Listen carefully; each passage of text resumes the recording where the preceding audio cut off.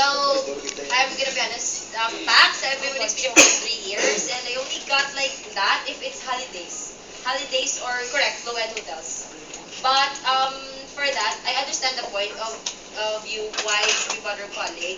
But at least for the, I know we cannot give the information to the customer. Like, let's say for example, the jacuzzi example ha, wala siya may nakabutangan, may jacuzzi siya.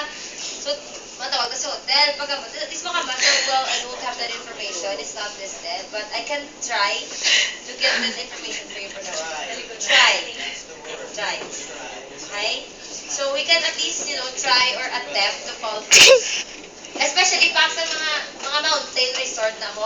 Di ba? Doon naman ako naka-call kasi nga baka sahod niya, voice nila. Di ba, the mountain resort to siya?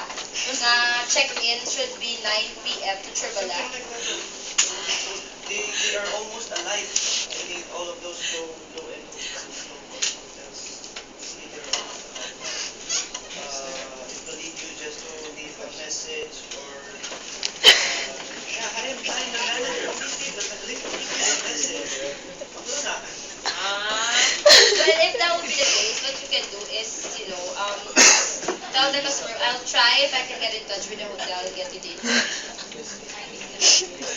Miss, pwede ba ito dispute sa hotel? I'm sorry, yes? Jay, ako ito, wala pa na Uy, wag kayo kakatulog niya! Bakit tagalit na mo? Bakit tagalit mo ba yung bagay? Uy, Diyos ko, 2 minutes na naglaga, no? Oh, by the way, one more thing. Before I forget, Tama na yan. when you let Tama na na, stop. let's say